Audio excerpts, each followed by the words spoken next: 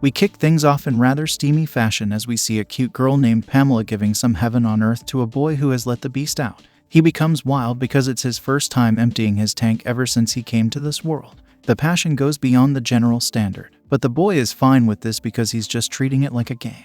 It's time for some context. So we learn that this boy was suddenly transported to a fantasy world. A voice had told him that he is going to be part of a game. And these words still ring hard in his head to this day. We learn that the boy's name is Neato and he is only at level 5 of the game. He is seen sitting inside a hotel's dining area. And with him is his friend Kenji, who is at level 24 of the same game. Neato tells us that he and Kenji are traveling buddies because the both of them have been transported to the fantasy world without any clue as to what's going on. Kenji is shown to be a nice boy, as he shows gratitude to the people of this world whenever they give him food or shelter. One such person he gives his thanks to is a cute girl named Freda. She is not only giving Neato and Kenji delicious food, but is also offering a room at the inn for them to stay. Kenji calls Freda a curvy goddess because he doesn't know how he or Neato would have survived had it not been for her kindness. Freda feels shy after hearing this, so she says that she only did what she felt was the right thing. After all, both Neato and Kenji looked like they were about to meet their end when she found them. Neato is not at all like Kenji, because an alpha male needs to be on his guard. He takes a look at Freda and stops his intrusive thoughts from taking over her curvy body. He figures that she appears to be a bit shady, because she has not asked the boys for any kind of reward. Suddenly, Freda asks if there's something on her face. So Neato worries if he's been caught staring at her. In a hilarious turn of events, Kenji is the one who starts to apologize, and he says that he couldn't help but stare at Freda because he is feeling very happy. Kenji is a bit too extra with his thanks, and Neato can't believe that Freda was referring to him when she asked about the staring. There's no more time to play around, so Neato asks Freda about her intentions. He openly says it's hard to believe that she would help him and Kenji out of the goodness of her heart. The softy boy is upset to hear Neato speak like this, but the alpha boy wants answers. Kenji even tries to shake his friend into his senses, but Freda doesn't seem to have a problem with Neato's question.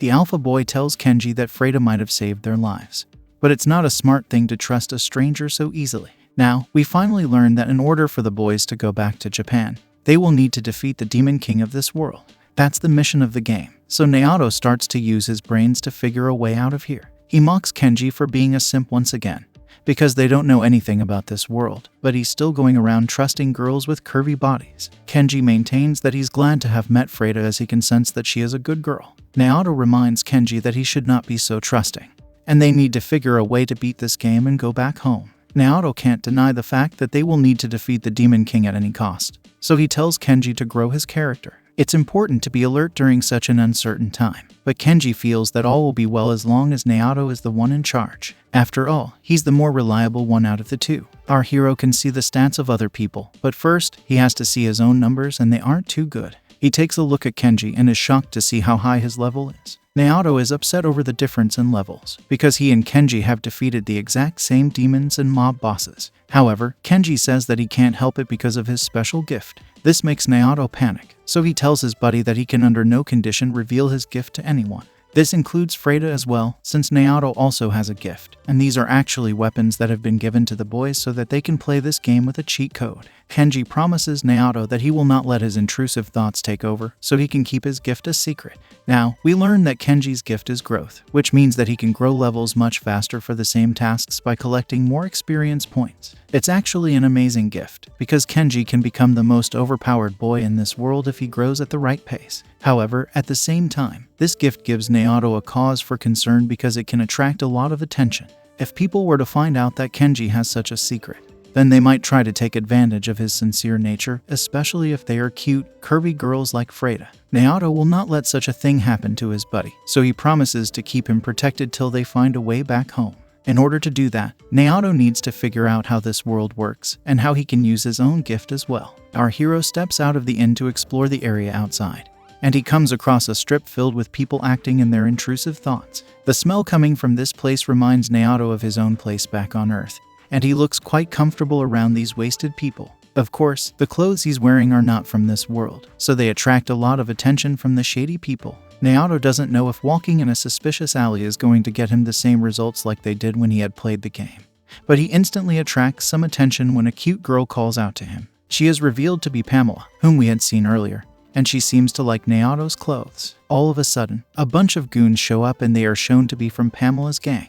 She asks Neato to leave his clothes with her, but he doesn't want to entertain a shady girl. Of course, the goons are not going to let our hero get away so easily, so they tell him to hand over his clothes to Pamela right now. Neato has no issues with this, because he wanted to come across such people in order to teach them a lesson. He gives a deadly stare to the goon, whose name is revealed to be Bogard. He is at level 9, and his teammates Donison and Jen are also around the same level. Bogard is upset with Neato for not listening to his orders, so he hurls some expletives at him and proceeds to attack our hero. Neato can see the stats of his opponents and figures that he's not too far off from where they are. As expected, someone like Kenji would be able to beat all of them with just one arm because of his level. Having said that, Neato is not too bad himself, so he activates his beast mode. Bogard does not care about any strategies, so he pulls out his weapon and orders Neato to do as he says. However, before he can complete his sentence, our hero shuts his mouth and tells him that his breath stinks. It obviously offends Bogard, so he prepares to launch a finisher move. In a shocking turn of events, Neato is able to take him down with just one blow. And not just that, he gains 3 levels after his strike. As a matter of fact, we can also see that Bogard has dropped to level 3 after losing his match to Neato. The other goons are amazed and scared at the same time, as they have never seen anything like this before. They want to know how Neato was able to pull off such a move, and for some reason, it doesn't look like he's using magic. Donison decides to attack him next, and he charges at full force with his sword. He is shown to be strong, as Neato does feel the pressure from his blow, but the alpha boy isn't going to be beaten so easily. He smacks Donison's face with his palm, and it looks like he's absorbing his energy with some trick. Pamela and Jen can only watch with fear as Neato slowly turns his face into that of a demon. He slowly raises Dorison's sword and says that he's much tougher than the trashy mobs he was fighting before this. It's mainly because he is gaining a lot more experience points and HP from these goons. The extent of his powers can be seen when Dorison drops from level 7 to level 1. Our hero goes from level 8 to level 11 now, and that's when we learn of his special gift. It's called Drain, which means that Neato can drain experience points from his opponents and use them to raise his own level. Seeing how overpowered their opponent is, Jen and the other goons run away in fear, leaving Pamela all alone to fend for herself. As expected, she is quite scared of Neato, especially when he calls out her name. She is shocked that our hero knows her name, but this is because he can see her stats. Pamela begs him for mercy, but Neato suspects that she's just trying to stall for time so that she can stab him in the back. Pamela pleads with our hero that she will not do anything of the sort, and says that she will do whatever he wants. This gets Neato's intrusive thoughts running, and he thinks of a way to let Pamela repay him for his kindness. Now, we're up to speed on what all has happened up to the present, because what follows is Neato engaging in unspeakable acts with Pamela. Once he's done with his business, Neato checks his stats and sees that he has more than doubled his level, which is great. He is now at level 14, which means that he has gained 3 levels simply for being wild with Pamela. On top of that, he also sees some new skills such as Shadow Bite and Dagger Mastery. Pamela is surprised to hear these skills, because they actually belong to her, and when she says this to Neato, he realizes something. His Drain gift has allowed him to steal Pamela's skills as well, so it is not just limited to stealing experience points and HP. Our hero tries to think back to his earlier fight, and he realizes that he was only able to steal the strength of his previous opponents, because he was battling them. However, if he engages in lewd acts with cute girls, then he can steal their skills as well. It all depends on how he chooses to drain the other person, and now Pamela asks him for round 2. At first, Neato worries that she might try some funny business, but she has never been treated this well before, so he figures it's safe. Basically, our hero can now clear this game by using the true nature of his Drain gift. It's time for a flashback now, so we're taken to 1 week ago when Neato had first entered this fantasy world. He is shown to be extremely tired as he finds himself inside an unknown forest with dragons flying on top of him. He has no desire to be here, but he has suddenly been transported to the forest, and now he can see screens in front of his eyes as well. It's obvious that he is in a gaming world, but he does not like such concepts, so it makes his situation much worse. Our hero can't wait to get his hands on the Demon King, because that is what the game is asking him to do. Once he defeats the Demon King, Neato will be granted one wish. He can either choose to return to his original world, or he can also choose to be the ruler of this one. The main problem, though, is that there is only one Demon King, and multiple people who have been summoned from another world to defeat him. Neato has to hurry, otherwise someone else will get to his target and finish the game before him. The true contest is not between our hero and the Demon King, but rather between him and all the other people who have come to this fantasy land. The whole place is like a miniature garden, so it's a race against time to see who will be able to emerge as the winner amongst all the players who have come here to play the game. To Neato, Any other player in this world is his instant enemy, so he needs to be alert if he's to come out on top of this challenge. Our hero looks up to the skies and figures that there must be some god or demon watching him and laughing at his fate. One thing's for sure, which is that the game is not suited to Neato's liking. Either way, he promises that he will win the challenge and find his way back home, no matter how many people he will have to end or betray. He speaks a bit too soon because a whole army of beasts surround him as he tries to find his way to safety. Neato doesn't even have a weapon to defend himself with, so he curses the game for being so useless. An overpowered dragon approaches Neato, and things aren't looking too good for him, but then someone calls out to the dragon and mocks it. This person turns out to be Kenji, who is trying to save his fellow player from getting eaten. Of course, Neato notices the clothes that Kenji is wearing and realizes that he is also a player from Earth, which makes them enemies.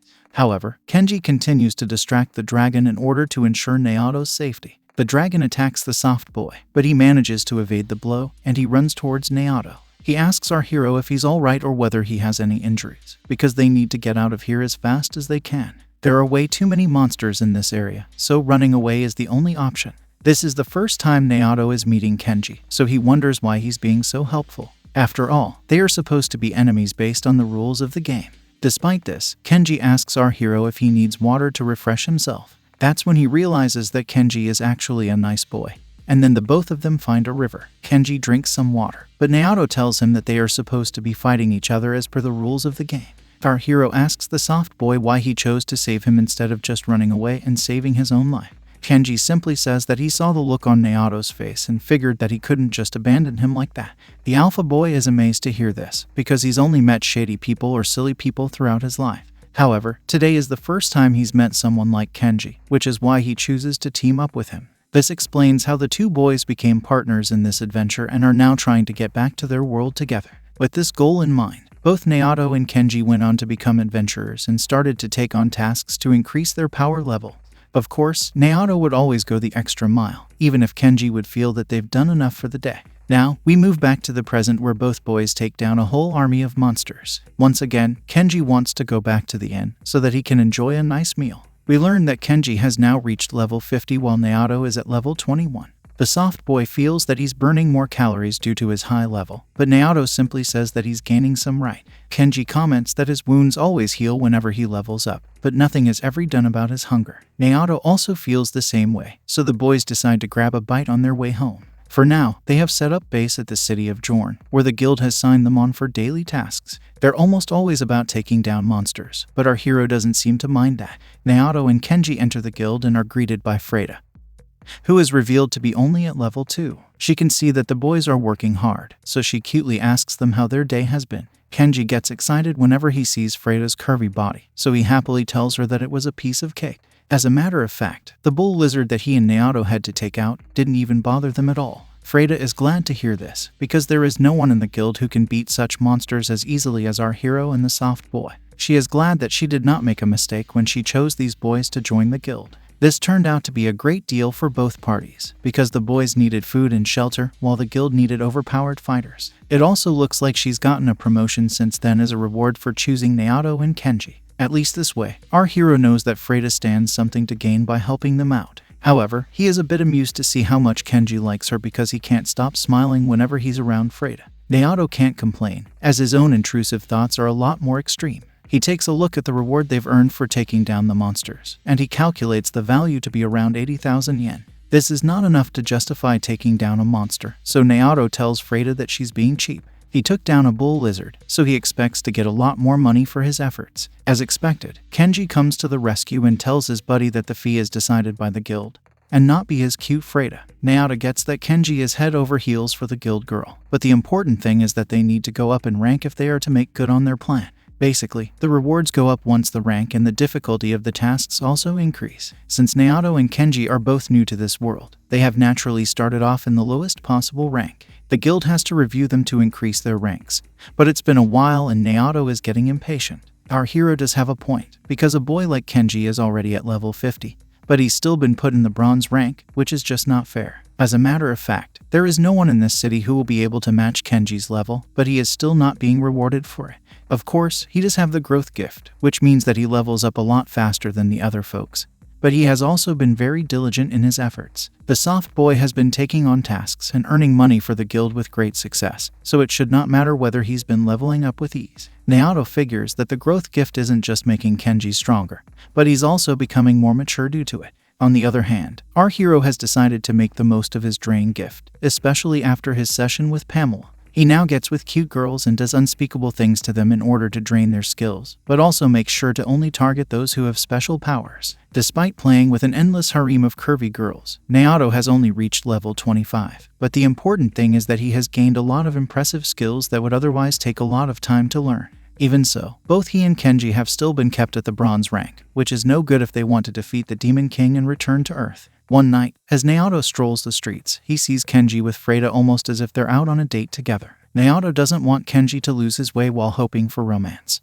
But at the same time, he figures that he should not ruin the mood if his buddy is planning on getting freaky with Freda later on. However, Kenji returns to their room without Freda, so Neato is confused as to what he did with her. To his surprise, he learns that Kenji only had dinner with her and came back home without doing anything lewd. Neato, unable to believe that there are people like Kenji who do not like to act on their intrusive thoughts even after a first date. At the same time, he realizes that Kenji is a soft boy, so he wouldn't push for hard things. Kenji seems to be happy because he had a lot of fun with Freda. Our hero figures that Freda is cute, and she also helped them out when they were in need, so it was only natural for a boy like Kenji to fall for her. The real question here is what Freda thinks about all this. Does she see the boys as useful fools to serve the guild? There are no answers as of now, but Neato does want Kenji to be happy, so he decides to get to the bottom of this himself. It doesn't come as a surprise whenever Kenji responds to a guild request coming from Freda. He's always up for a challenge, and he completes his tasks with ease. Having said that, he hasn't leveled up in days, even though he has saved a lot of lives and defeated a lot of monsters. This is because the monsters assigned to warriors at the bronze level are just not good enough to increase the experience points of these boys. They've already reached high levels, so they need to move to the silver and gold ranks. Kenji seems to be having a gala time, so Neato asks him if he's forgotten about the main mission to defeat the Demon King. The soft boy insists that he still has it on his mind, but he also can't just let people get attacked by so many monsters. After all, it's in his nature to help those in need, so even Neato can't say anything to him. As a matter of fact, Kenji is much more suited to being a hero than our hero, because he delivers impactful lines as if they're nothing. He does suppose that fighting for other people isn't a bad thing. And then we see Freda acting cute with Kenji to thank him for saving the local people from deadly monsters. The problem, though, is that the soft boy will never be able to refuse anyone who's in trouble. If that carries on, then there's no way for Neato or Kenji to achieve their goal. At least, the alpha boy doesn't want to stay in this place forever, so he comes with a plan that sounds demonic. He figures that the people binding Kenji to the bronze level need to be removed.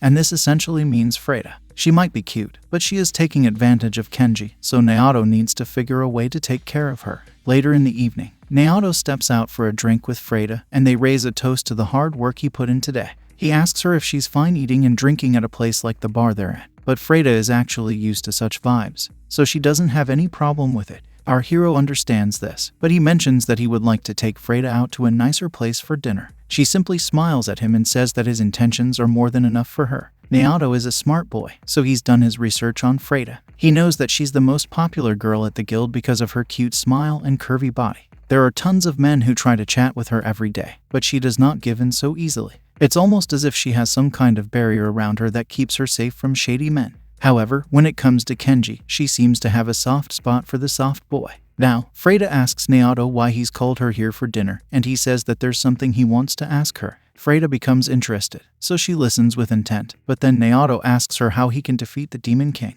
The guild girl is a bit taken aback to hear this, but Neato does have a point. He says that the Demon King is not playing small games, so if he ends up defeating him, then there's a chance that the other monster attacks might also slow down. Freda agrees with Neato, because he's making a lot of sense, but she seems to be a bit hesitant when it comes to taking down the Demon King. Our hero wants to know if beating him is really such a hard task, but Freda reminds him that he is just a human at the end of the day. For someone to even talk about defeating the Demon King is a big thing, because his power surpasses that of the worst possible natural disasters. Neato realizes that him saying such a thing would probably be like a common man saying he wants to end the president.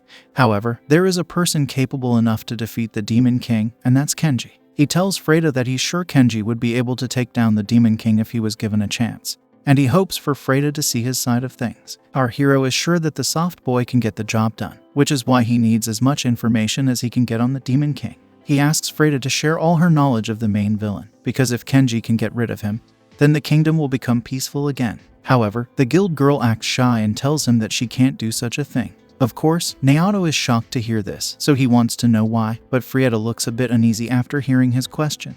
He figures it's best not to push things any further, so he tells Freda that he doesn't want to make her feel uncomfortable. He even says sorry for bringing up such a random topic in the middle of dinner. He tells the guild girl that she should focus on the drinking for now, because he has ordered for something special from the bar. He pours her a glass, and Freda takes a sip, after which she comments that it's really easy for her to drink it. Neato agrees and says that it should go nicely with the meat if she wants to wash down the taste. The guild girl is impressed by the alpha boy's knowledge, and Neato takes this chance to change the topic and ask her about something else. This was just a ploy to get Freda's mind off the Demon King, so our hero makes sure to talk about something boring. It turns out that Freda is fine to chat about anything with Neato as long as it doesn't have to do with the Demon King. However, he's been wondering something for a while, and it's the fact that the guild girl has been shadily gazing at him this whole time. It's almost as if she's trying to get the measure of him, which means that there's a lot more than meets the eye when it comes to Freda. The night carries on for a while, and soon enough, Freda becomes too drunk to even stay awake. She passes out on the table,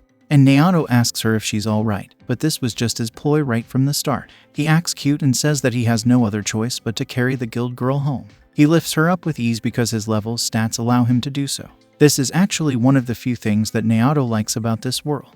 A lot of this has to do with his drain gift, because he recalls how he stole Pamela's dagger skills during their session. He has never stabbed anyone his whole life before coming to this world, but now it feels as if he's been doing it his whole life. The drain gift basically engraves these skills into his body in a way that's much better than muscle memory. In the same way, since he has also absorbed spy skills from one of the other cute girls, he can find Freda's house quite easily. The most useful skill for our hero, though, is alchemy, which he had also stolen from Pamela. It allows him to see what kind of effects a medicine or potion can have on its users. Similarly, he can also figure how to mix different potions into making something that can be of use to him. The reason he's saying this is because he had used this skill to make something that would knock out Freda. Neato had mixed his shady potion into Freda's drink, which is why she is no longer able to stay awake. Neato needs to use his drain gift on Freda the same way he's been using it on the other girls. So he lets his intrusive thoughts take over and he has his way with her. It turns out that the moves for women aren't very spicy here, so Neato can very well become like a pleasure god if his own skills could be recognized in this world.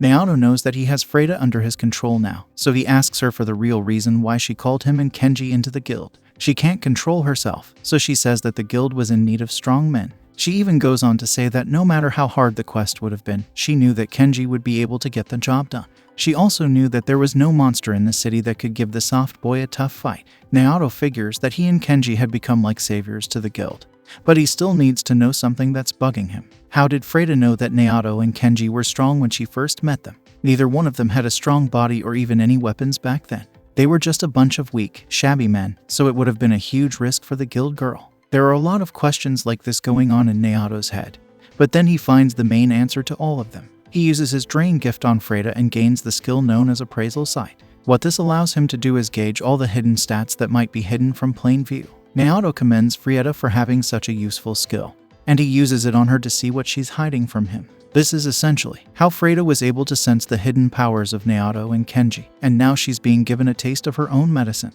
Our hero is able to see Freda's personal information as well, and that's when he learns something quite shocking. He might be her first man, but Freda is actually having a shady affair with the guild master, who is an old woman in her 40s. She can't believe what she's hearing, because this is a secret that nobody knows of. That's when Neato activates his demon mode and tells her that he used appraisal sight on her. Freda is amazed that her powers can go that far, but the main reason for this is that she's only at level 2 while Neato is at level 25. Our hero is glad to have attained this new skill. And now that he knows of Freda's preference for girls, he realizes why she's so hard to get when it comes to the men who keep flirting with her. Basically, Freda teamed up with the guild master and tricked the boys into working for them by saying they needed to pass a test if they wanted to rank up. Since the boys didn't know much about this world, Freda made sure to flirt with Kenji to keep him distracted, so he would never ask for any progress on the test. What's more is that the boys would be kept in bronze rank forever, so even their rewards would not be that high. This way, Neato and Kenjo became their personal battle slaves, but the game has changed now. Neato gets Freda to confess to all of this, and then he finishes her off to seal the deal. The curvy guild girl wants to know who Neato really is, because he has now taken the scary form of a demon boy. He simply mocks her for not being able to see his gift within his body, but then he realizes that the drain gift is not magic or even some kind of skill. Of course, the mastery of his lewd acts come from his experience in the real world, so there's no way for Freda to have assessed that, but he can see through her just fine. Our hero now asks Freda to reveal when and where she secretly met with the guild master to enjoy their shady affair. She doesn't want to answer this, but Neato reveals that he was just joking anyway. After all, he might know all of Freda's secrets now, but it would become a huge mess if their affair was leaked, especially because the guild master is supposed to be married. Freda panics and begs Neato not to expose her, so he reassures her that he wouldn't do such a thing. After all, he's not the type of man to bring ruin to those who put food on the table. However, in exchange, he wants Freda to stop giving him and Kenji cheap rewards for their efforts. He also suggests that they should continue with their own arrangement, since Freda clearly enjoyed the unspeakable things that he did to her. The look on her face says it all, as Neato can sense that she is now at his mercy. He can also sense that Freda wants to be treated the same way again, because he's already seen that with the other women of this world, like Pamela. Neato gets himself a nice reward for all the detective work he's just done. And then we move to the next day. We see Kenji, who is over the moon to learn that he is being upgraded not to silver or gold,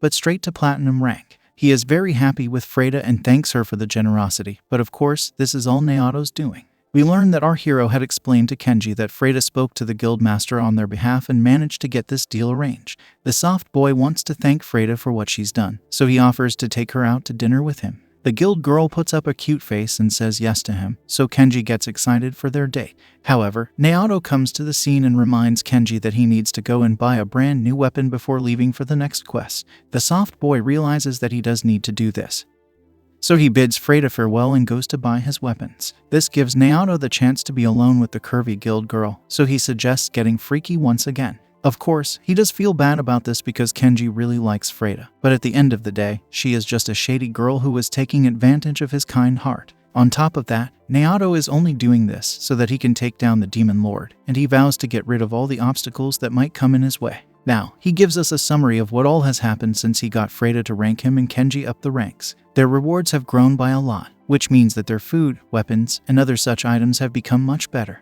There are monsters that cause disasters bad enough to shake cities or even countries. However, with Kenji, who has the gift of growth, they are nothing more than a source of experience points. As a matter of fact, the soft boy has gone from level 50 to level 80, all within the blink of an eye, because he is finally fighting monsters of a high level. We see Kenji slicking down an overpowered dragon with ease, and he aims to become even better because he has to defeat the demon lord. Today's task is to get rid of giant toads that can rot the entire forest with their poison, but even this is like a simple chore to Kenji, who gets the job done with minimal effort. Neato is impressed by his buddy's skills, and he shows him some appreciation as well. Of course, he also needs to raise his level, so he puts his hand on the giant toad to drain its powers. However, upon placing his hand on the body, Neato gets a horrible smell and realizes that the toad's entire body is covered with poison. At this rate, his hand will rot as well. But before that can happen, Neato uses his drain gift to level up. It's an intense session, but our hero eventually gets what he wants, like he always does. He says sorry to Kenji because he's gaining skills for what the soft boy has done.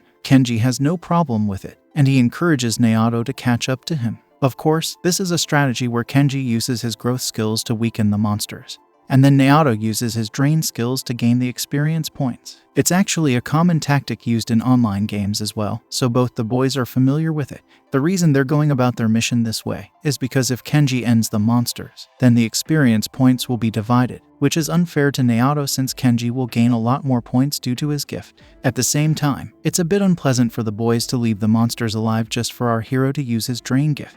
With this giant toad, Neato goes up to level 50 and he's happy with the outcome. He does realize that he can't reach Kenji's status just by draining monsters, so he decides to take a look at the toad from the inside. He slices open the body and puts his arm inside. But Neato is taken aback by the powerful poison inside the toad. It feels as if the poison is going to devour Neato's arm. But then he uses his drain gift and absorbs the toad's skills. He gains poison resistance, which means that his body is now safe from the toad's venom. His arm also grows back to normal, which makes Kenji watch on in amazement. This is when Neato explains to us that he has learned how to use his drain gift more effectively. At first, he could only gain HP and experience points by touching other people, but in order to absorb skills, he needed to do unspeakable things. There's a limit to how many intrusive thoughts our hero can have, so he thought for a bit and realized that he just needs to be inside the target's body so that he can come in contact with the mucous membrane. It turned out to be a total success, as can be seen now with the toad as well. Neato is definitely not the type to be called a hero, because he keeps making a demon face whenever he learns new things. He is just happy to be able to learn monster skills, which is something that no human will ever be able to do. He tells Kenji that he wants to try this on another monster, so the soft boy gladly says that he'll hunt some down on their way back. Neato realizes that he should gather as many skills as he can if he is to match up against the Demon Lord. In such cases, the appraisal sight is a handy skill to have, because he can use it to assess the monsters. He tells Kenji that he'll cook a meal for them today because he's also picked up a cooking skill. They can use monster meat as the main ingredient, but Kenji wants to know how Neato got the cooking skill. Of course, it's a little hard for our hero to explain this to his buddy, because Kenji still doesn't know that he can use his drain gift by doing unspeakable things with curvy girls. After all, it appears as if Kenji is a pure boy, so he wouldn't even be able to relate to the acts. The soft boy has a huge smile on his face because the mission was a success, and Neato was able to pick up some useful skills on the way too. The main thing for him though, is that they are defeating high-rank monsters, which means they're helping out innocent people. It's one good thing after another, but Neato isn't too keen on that part. After all, their main plan is to leave this world, so he doesn't want to worry about people who he will never see ever again. It's a game at the end of the day, and they need to treat it like one. However, Kenji does care about the people of this world, and he's just that kind of person, so Neato can't do much about it. This was the same kindness that ended up saving Neato from the dragon back when he had first come to this fantasy world. Suddenly, the boys hear the screams of some girls, so Kenji panics and rushes to the scene. Neato asks him to wait for a bit, but he knows that's not going to work because the soft boy will always try to save those in need. Now, we see two curvy girls who are in a spot of bother. One of them is Yuno, who is a samurai beast girl at level 20, and the other one is Aria, who is a priestess girl at level 24. They are both surrounded by giant orc monsters who want to eat them. One of the monsters smacks Yuno away, leaving Aria in a state of panic. She tries to protect the beast girl, but the orc monsters are not going to spare her either, so they attack Aria. However, before things get worse for the girls, Kenji comes to the rescue and slashes through the beast with just one strike of his sword. The soft boy keeps the girls safe, and then he charges at the other orc monsters. Neato also reaches the scene and asks Aria and Yuno if they're alright.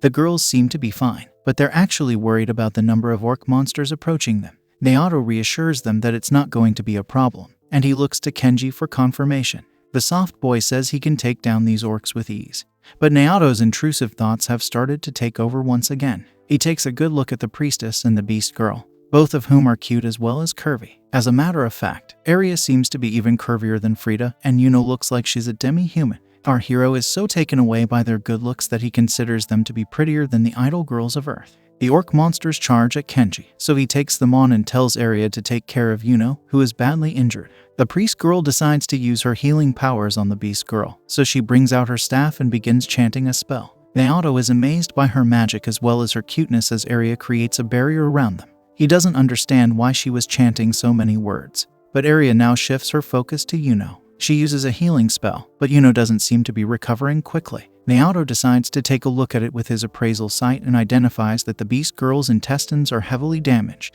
He offers to help Yuno and places his hand on her damaged organs, after which he uses cellular repair. Yuno heals within a second, and she's amazed to see how quickly she was able to recover from such a deadly blow. Aria is also shocked by Neato's powers, because she has not seen anyone in this world who has a healing power stronger than her own. That's when we learn that Neato managed to steal this skill from a slime monster that kept sticking to him no matter how many times he slashed at it. That beast was a whole other level when compared to someone like Aria. In this much time, Kenji also slices through all the other orc monsters and takes them down with ease. He reassures the girls that all is well, and they're glad to be saved by these boys. As expected, the both of them scream their feelings of thanks to the boys with happy smiles on their faces. Of course, Kenji becomes shy because of this, so he asks the girls to raise their heads. After all, he believes that people should naturally help each other out in such situations. Aria and Yuno have a quick chat, and it looks like they know who Kenji and Neato are. The soft boy and alpha boy are a bit confused, but then the girls ask them for a favor. Now, we move to the fortified city of Jorn where Aria and Yuno tell the boys that they were going to make a request in the guild here. They want to take back their village, so Kenji asks them if something has happened over there. Of course, Neato is going to be careful, so he uses his appraisal sight on the girls, but it looks like they're able to resist it because they are both at level 20 and above. Our hero figures that people with a fair amount of power can resist this skill. And then the girls reveal that their village has been taken over by demons. It looks like the demon lord's subordinates have imposed themselves there, which has led to all the humans being scattered away. Kenji is mainly interested in this because it's the first time he's hearing the word demon instead of monster. Even Neato uses his brains and states that demons are at a whole other level when compared to monsters. They have an intellect similar to that of humans, and are high-level entities who are all serving the demon lord. As a matter of fact, their power levels could even be compared to that of nobles. Yuno and Aria say that the demons are taking human lives without any mercy, so Kenji declares them to be bad guys. Neato is not impressed by his buddy's simple vocabulary, but the boys need to understand why the demons chose this village in particular. Yuno then reveals that her village has been protecting a holy sword for many generations. Neato becomes alert when he hears this, because the holy sword is a god-level item that many would love to obtain. Aria goes on to say that the holy sword is the only tool in this world which can slash through the Demon King. It could be that the Demon King might have sent his subordinates to occupy the village due to his fear of this holy sword and its powers. Kenji notices that the priest girl used the word occupy and not destroy, so he wonders why. That's when we learn that even the Demon Lord himself does not have the power to touch the holy sword. The best he can do is surround the sword with his demon soldiers in order to prevent anyone else from using it. Neato is already running all sorts of plans in his head, because the power of this holy sword seems too good to be true. If someone like Kenji was to get his hands on this weapon, then it could lead to the success of their mission. Our hero is now eager more than ever to test out this sword's powers. Even the soft boy wants to help out, so he agrees to fight the demon army for Yuno and Aria. Of course, Neato knows that there was no way Kenji was going to say no to such an offer, especially with such cute girls asking for help. More importantly, this is a sign of good luck, because the quests at Jorn were also becoming too easy for the alpha boy and the soft boy. If they were to take on demons instead of monsters, then the boys would be sure to gain a whole lot of experience points from them. Also, if Kenji's strength is coupled with the powers of the holy sword, then he might just become the most overpowered entity of this world, almost like a god. The boys team up with the girls and get on a carriage to take them to Yuno's village. They move to the west and find a lot of monsters on their way, so Kenji does his duty and defeats all of them. Yuno also joins in on the fun and picks up some neat tricks from the soft boy. She calls him her stunt master, and it makes Kenji blush out of shyness. Yuno says that she needs to get much stronger if she is to fight against the demons, so she's counting on Kenji to help her out. The soft boy agrees to train the beast girl, but Neato tells Yuno that she's not too bad herself. It seems that Yuno is very fond of Kenji and doesn't care much for Neato, despite the fact that he was the one who healed her before. Our hero can't really blame the beast girl, because she's only behaving like a cat. Now, our hero cooks some food and gets a compliment from Aria, who says that he's very good with his hands. Of course, Neato can do a lot more with his hands than just cook, but he tells the priest girl that it's a handy skill to cook, especially with the kind of lifestyle he leads. Aria then comments that Yuno is very lively despite having a cold look in her eyes when she first met her. Neato takes this chance to flirt with Aria by saying he's also become lively ever since he met her curvy body. After all, it's much better than having to walk around with a soft boy like Kenji. This makes the priest girl blush, but Neato has an important question for her. He asks Aria if she and Yuno are from the same village. She says no, so our hero wants to know why she's helping the beast girl. Aria says that she happened to run into Yuno in the middle of one of her adventures. She felt bad for the beast girl, which was why she decided to assist her. However, her powers alone were not enough to save the village, so it's great that they ran into the boys. Neato decides to analyze this, because he can't afford to take any risks. How is this new adventure going to turn out for our hero? Is he going to drain Aria and Yuno as well? Like, share, and subscribe if you liked this video. Hit the bell icon to get notified when I upload part 2. See you soon.